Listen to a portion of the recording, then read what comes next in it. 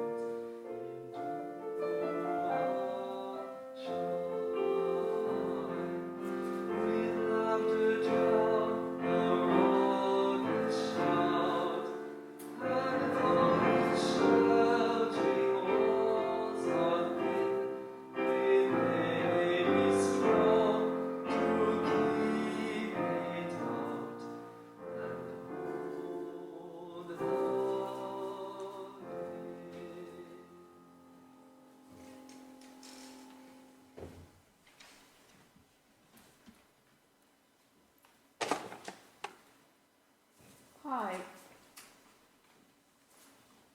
my name is Johnny Rodriguez, and I want to welcome you to the Unitarian Universalist Congregation of South County.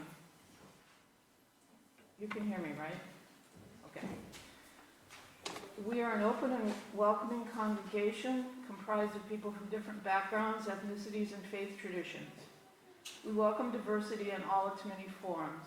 We are so glad you are here.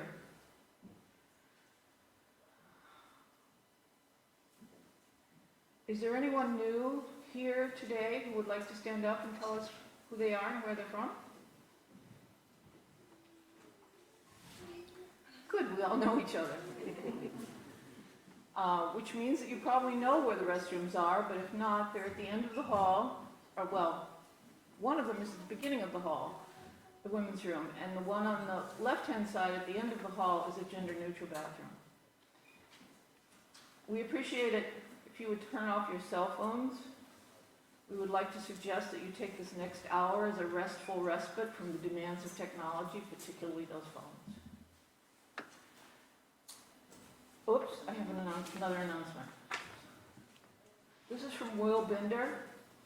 Can you volunteer one Sunday in the month of November to be an usher? You have to be here at 9:30, and you greet and collect the offering and keep the contact list. Thank you.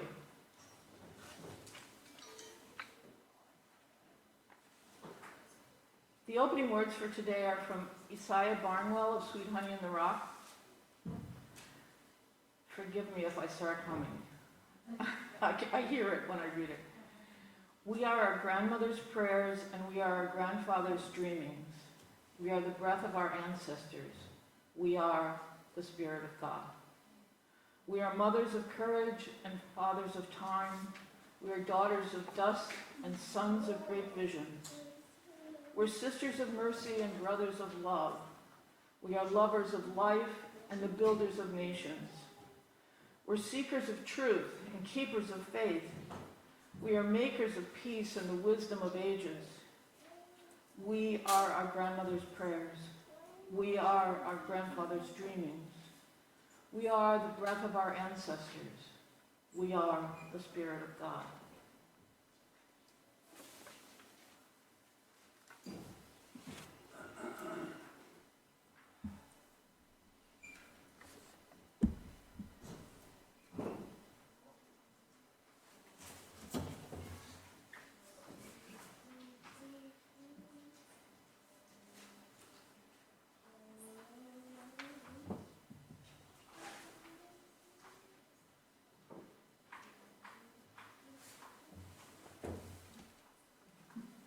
We light this chalice as a symbol of our chosen faith. May its light remind us of the light inside each one of us, and may it guide us to live by our principles. Please stand to repeat our covenant together. At least I think we've been standing, right?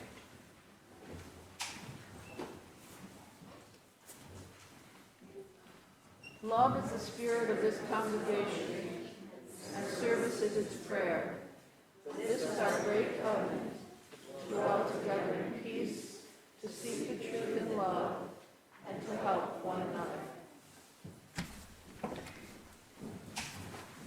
I would like to introduce you to Jesús De la Torre, who will be our speaker today and will also show us how to make some paper flowers for the ofrenda.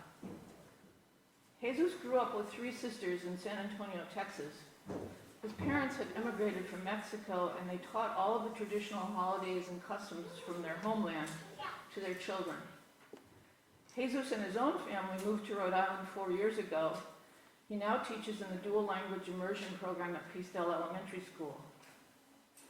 He has done many tamale-making workshops and Dia de los Muertos talks, both here and in San Antonio.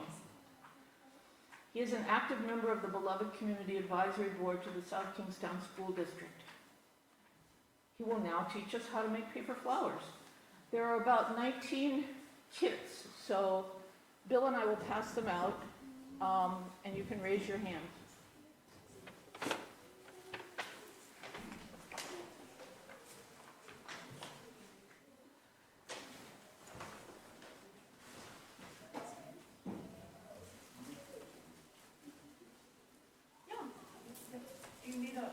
There's a portable one. Good morning. Johnny was partially right when she said, I am Jesús De la Torre. Actually, my name is José de Jesús María de la Torre González. And if you don't speak Spanish, I'll translate. That means I'm Mexican. Because we Mexicans like to do things really big. And one of the biggest things we do is Dia de los Muertos, Day of the Dead. And right now, I'm going to give you a quick lesson on how to make those flowers. You will be needing some a stapler, and we have one in the bag. But when you get your bag, you're going to have these sheets, these 4 sheets of paper, and you're going to open them up like this, so they're rectangular. And you can either make them, vertically or horizontally. It doesn't really matter. I like the vertical because I think it gives us more petals. We're going to use the flip and fold method. We're going to make an accordion fold, and I'll show you. So you're going to hold it down, so I fold it down maybe a 1/4 of an inch, 1/2 an inch, however much you want, and I crease it, right? So I have folded. I should have called it the folded flip method. I have folded, and now I flip. And now I fold one more time, and I crease it, and I am going to, since I fold it, now I flip. Thank you. And so here I go. I teach kindergarten, so sometimes I seem a little pedantic. I'm sorry. So here I go. And I'm flipping, folding and flipping. And you keep doing that until you have an accordion folded. And it's called an accordion fold because it looks like an accordion, right? And there you have it. There's your accordion. Maybe we can have a little polka playing in the background. All right. So then, once you have folded it this way, you fold it in half. And it is folded in half. And then you take a stapler, you staple it. Be careful with your finger. Here it is. I have it here. And then you open it up. This is complicated, isn't it? And I'm moving too fast. You got it? Okay, so then you open it up again and you fan each end out. Fan this end out. And you fan this end out. And if you put them all together, you have a fan club. There you go. So then you start peeling the layers apart. You start with one end. And pre-COVID, it was easy just to lick your fingers and do this. You're going to have to struggle with it now. So I am taking it apart. And so just like with the flip and fold method where you alternate, I'm alternating sides as well. And at first you're going to say, this doesn't look very good. But like all things in life, with a little bit of faith, it all works out.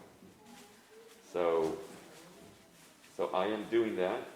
And then after you have done all that, you will have a marigold. Yeah, it's kind of cool, I think. And so you call them marigolds, I call them cempasúchil. Cempasúchil is a Mexican Spanish word that means marigold. Well, actually what it means is flower of 20. It comes from a couple of Nahuatl words, Aztec words, Sempoali that means 20, and Xochitl that means flower. Cempasúchil, flower of 20. And it's not that it has 20 petals, but 20 more or less represents an infinite amount. Because when you take apart a marigold, wow, you have lots of flowers and lots of petals. So I am done with my marigold here. And you see, it does look nicer than you might have thought. And then if you'd like to place them on the ofrenda, please do so. Ofrenda. So this is we're looking at an ofrenda now, and we're going to be talking about Day of the Dead.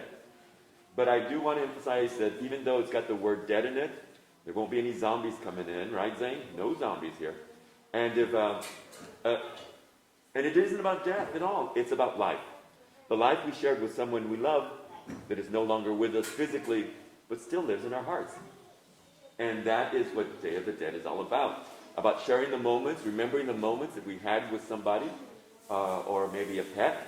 And as long as we're remembering them, as long as we're talking about those people, they're never really dead. And that's, I think, one of the beautiful parts about Day of the Dead, is that it gives me an opportunity also psychologically to deal with death a little bit better, because I know that even though it is mournful, and certainly my parents, Jesús De la Torre, who passed away about 24 years ago, it's still a sad moment for me, but I think about the good times, right? And I think about everything they taught me. And this is one of the traditions they taught me. So for Day of the Dead, I like to think about the marriage of cultures, right? Because it is celebrated in Mexico and a lot of other Latin American countries. And what it is, it's a combination of indigenous religion and the Catholic Church, right? So when the Spanish came here, they saw lots of crosses, and I don't have a cross represented here. And they said, they know our Lord and Savior Jesus Christ. But it wasn't a cross, a Christian cross that was represented, it was a compass. So the crosses on an ofrenda, which means offering, are the four directions, right? And I usually place one using petals of marigold. It's at the bottom right there, and marks an X. And I'm going to tell you why I do that. But first, I want to ask you some questions. Day of the Dead is a party, right? So I want to don't be shy about it. What do you guys do when you're going to have a party? You can just go ahead and popcorn it out. What do you do? Food is right, yes. What else do you do? Music, that's right. What about before the party? Yes. Dance, decorate, yeah. You guys, yeah. Anything else? Clean your house. Thank you, yeah. Because you want to clean your house. You don't want your ancestors to come home and find dirty socks underneath your couch.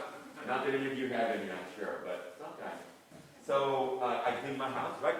And then I have food, right? And I'm going to make the food that those people that I'm inviting like. In my case, I make tamales because my parents like tamales and they taught me how to make tamales. So these tamales I made, and I know they're not as pretty as my sister would have made them. My sisters would have made them, but they were good.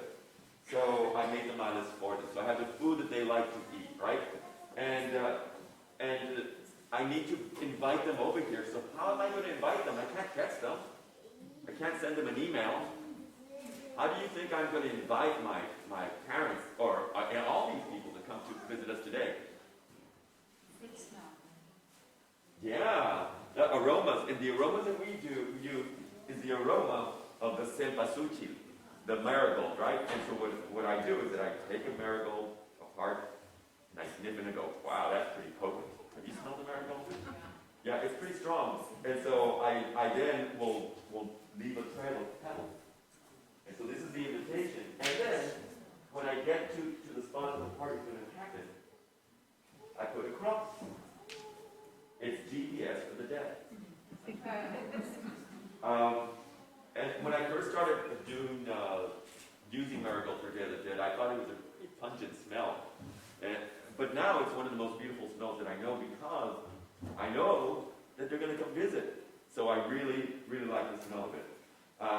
So I've invited them. I have the food that they like to eat, and I have some other elements. I have the 4 life forces. We have earth, wind, fire. Do not start humming that song. And water, right? And I'm going to ask you, how do you think I represent water on this ofrenda? You can turn to your elbow partner. How do you think I represent water? There's a picture there. There's a picture of water right here. Water is simply represented by water. That's right, because they're going to be thirsty and you're going to want to offer them water. Now, since I usually have an ofrenda for my mom and dad, I usually have 1 glass of water for mom, 1 glass of water for dad. And because we Mexicans never go anywhere alone, I like to put extra glasses of water because my aunt Ruben, might come along. She's the critical one, and she's the one that I clean for, because otherwise she's going to go back and tell all my ancestors. You should have seen this house. And then when I get there one day, they can say, oh, he's the guy with the socks. So, I have water. What about earth? How do I represent earth in an ofrenda? Food, yeah, food. Exactly. The bounty of the earth is representing earth. What about fire? How do I represent fire? The candles, right? And our friend also, cempasúchil. Because if I hold up the cempasúchil, doesn't it look like the sun? The thing that gives us life force. There's things holding up the cempasúchil. Yeah, so it's the sun, the thing that gives us life. Here's the tricky one. This is the GT question now. How do I represent wind? You cannot see wind. The flickering candle. Yeah, that's a good one. The flicker of the candle. Yeah. Feathers. Feathers. Had I feathers here? Yeah, feathers could. Yes. How do you think I represent wind? Water. The water, right? Because the water kind of comes down through the air, right, and becomes air again and goes back up to the clouds. Oh, we're talking about the water cycle now. Oh, I'm doing a science lesson. Well, yes, you have, you're just following me. I'm sorry. I'm going to make it easy for you. I'm going to stay. But I am going to walk over here in front because I'm going to demonstrate to you how we show air. I'm going to take off my mask for a little bit.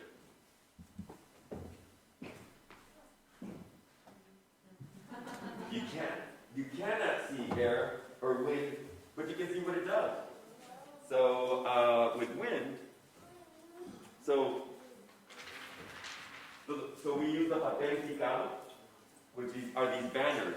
They're not just there to decorate. The papel picado is there because it reminds us of the life force of wind, right? The Mexica god Eheka. As a matter of fact, if you just dig a little bit just below the surface of this thing, you're going to find these ancient traditions that many of us are not even conscious of, but I'm going to explain this to you a little bit. So we have Eheka, the god of wind, right here.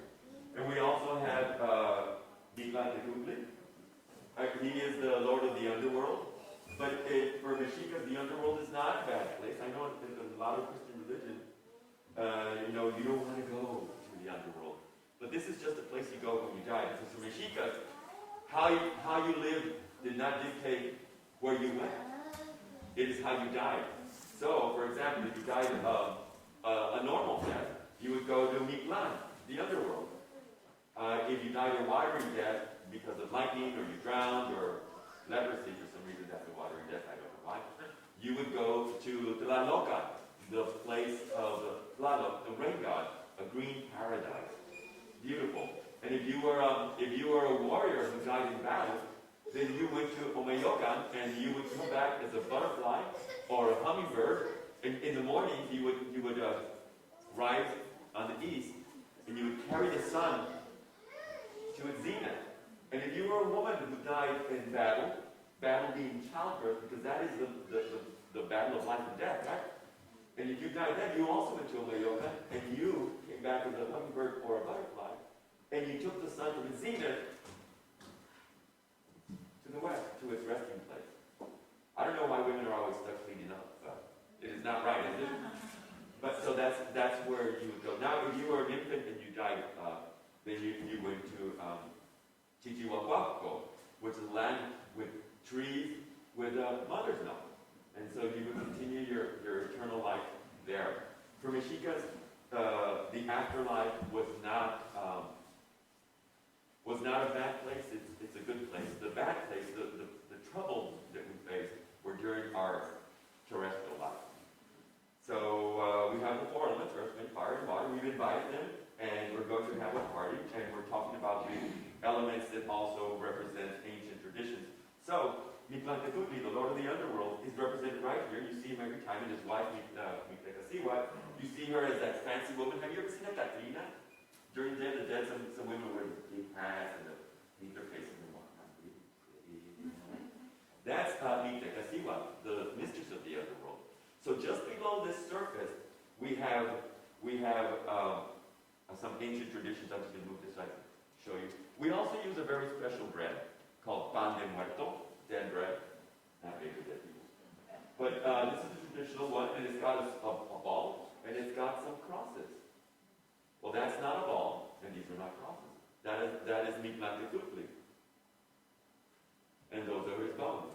So when the Spanish got here, and they saw that the indigenous people were making loaves out of amaranth and honey, they banned amaranth so that they wouldn't continue, their treacherous ways. And so what did we do? Well, we switched to wheat, and we started making this bread here. And there you have it. You still have them here, even though they may not know about it. There it is. Now, for Day of the Dead, I like to have all these elements represented, but if you want to do something for Day of the Dead, you don't need any of these things. All that you need are some good intentions, a plate of food maybe to share with the loved one that you're inviting, and to talk about them. Because as long as we talk about these people, and all these people that we have here, they're never really dead. And there's also an opportunity to share information. For example, my mom and dad worked with sewing machines, so I have this little character here with a sewing machine. My mom was a seamstress, my dad was a tailor. And they were married, so I have this bride and groom here. And then there is a party, so I have mariachis right here. Even though Day of the Dead was important to me when my grandfather died and then when my parents died, when it really became relevant to me was the day that my first daughter was born. I know that a lot of you know what it's like, the miracle of birth, and how wonderful that is. And it was a beautiful day for me too, the day that Maya was born. But it was also kind of a bittersweet day. My parents had passed away before she was born, and I thought to myself, well, they're never going to get to know my grandparents, or her grandparents, my mom and dad. No, well, wait. I can share with her all the things they shared with me. And so today, Maya and Elijah know how to make tamales. They know that my parents both worked with sewing machines. They know that they were married, and they know that today they're parties. And they know a lot about them because we talk about them. And one day, I hope that they have an ofrenda for me. And maybe they'll have some hot Cheetos, because I like hot Cheetos. And some tamales. And they'll talk about me, and we will continue the tradition. So that's about it. But if you have any questions, I'd be happy to answer them. We can do it after the children go. Yeah. So, okay. Well, thank you very much for your attention. And I hope that you guys remember your dearly departed on November 1 and November 2nd. Yes? I do have a question. Sure. It's fascinating where people go after death, but where do bad people go? Well, it doesn't matter. It doesn't matter what you did in life; it's how you die. Everybody ends up in a kind of paradise, and so you're good. You're good. Yeah, I know, right? And somebody asked me yesterday, well, is this guy a bad guy? One of the children who was attended a workshop that I did in Jamestown, and I said no, he's just a guy who helps us in the underworld if you believe in those things. And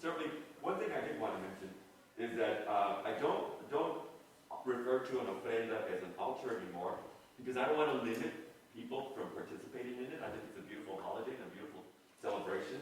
And sometimes when people hear altar, they hear religion, and they may close themselves off to it because it's not my religion, right, or their religion. And when we talk about it more like Memorial Day, because that's really what it's like, Memorial Day, where we honor our fallen, and it's an opportunity for anybody to participate. And as I said before, it certainly has helped me along the way to be able to partition my grief. You know, I grieve for my parents' death, but I know that there is this day when I can visit with them. And yeah, it's a little bit sad sometimes, and sometimes I cry, but it still lets me go on with my life the other 364 days of the year. And I know that's what my parents would want me to do. And I'm sure that all these people here who surround us today and who have come to visit would want for you as well. So thank you very much for your time. Thank you.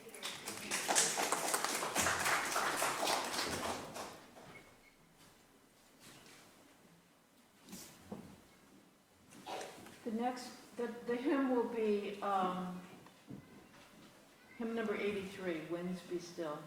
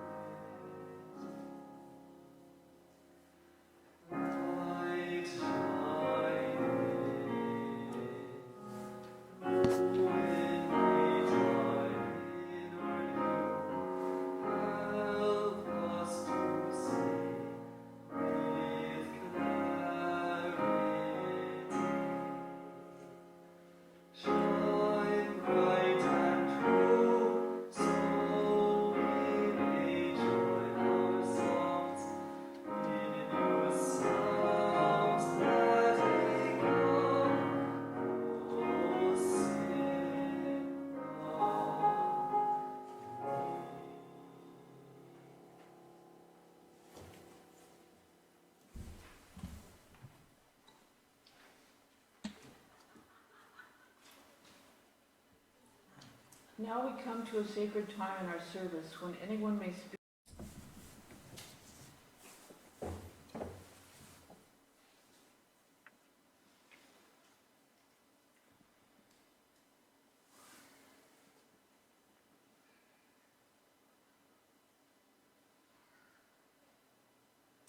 In memory of Reverend Knost,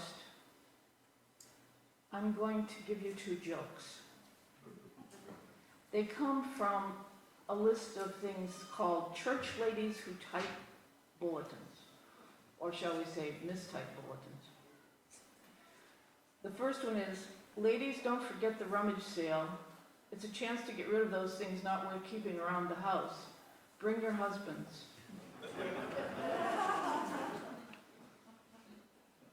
There's another one that says, next Thursday there will be tryouts for the choir. They need all the help they can get. We will now take our morning offering.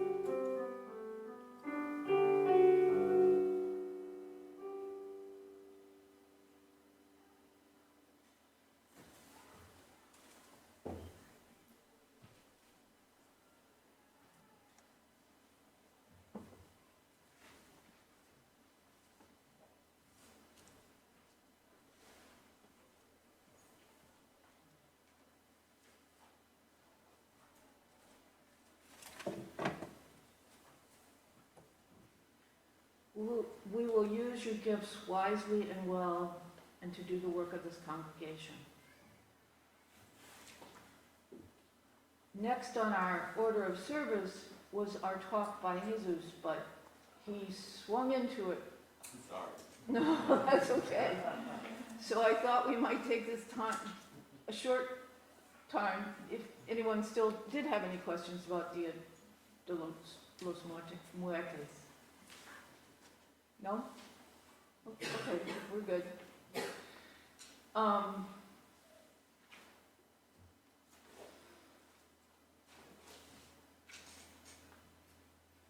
Our closing hymn is Now Sing We of the Brave of Old, hymn number 107.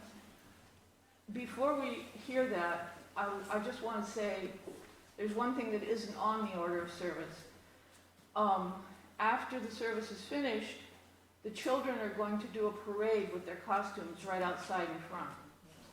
So, and I'm not sure when people would like to come up and get the photos that they've placed here. You can either do it before you go outside, or you can come back in and get them. We'll keep them safe.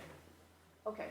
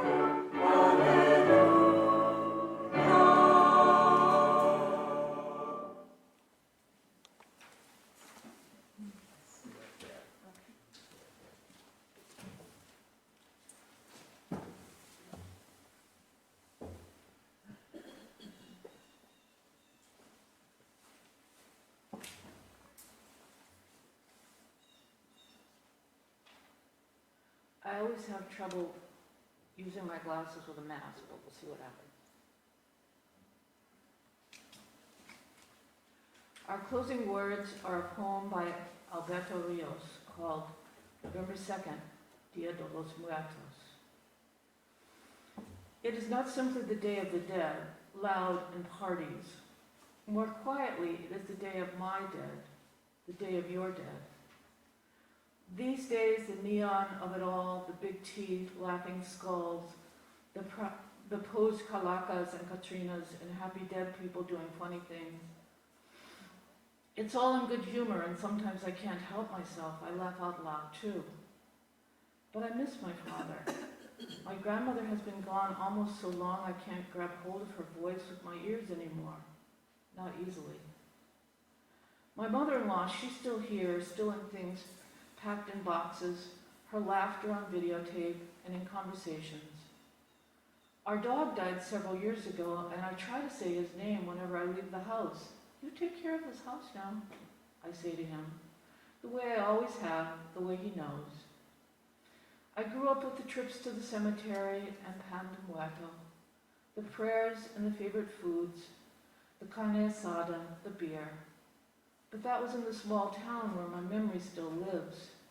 Today I'm in the big city, and that small town feels far away. All these dead coming after and so close to Halloween, the days all start to blend. The goblins and princesses of the miniature world, not so different from the ways in which we imagine those who are gone.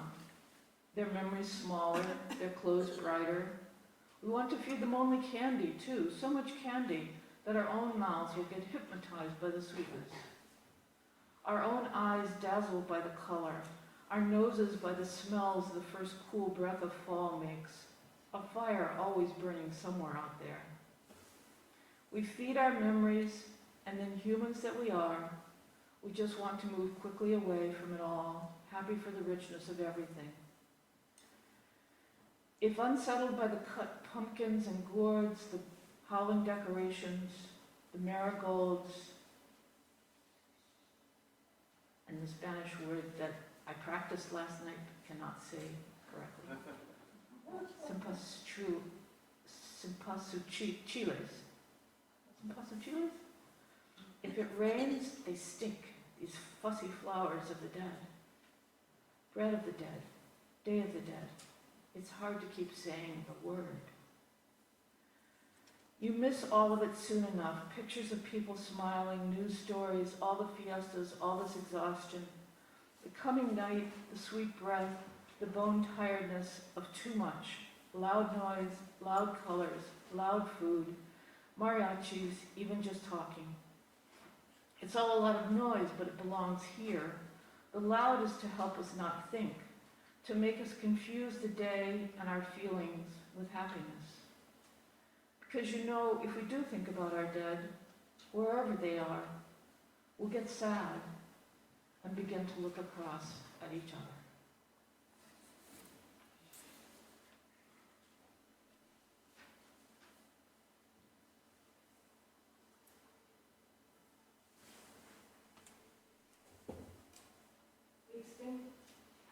We extinguish this chalice, but not its light. That we take with us out into the world, sharing it with those we encounter on our journey. Please join us in our closing song. Could we all stand in our places and turn to see each other?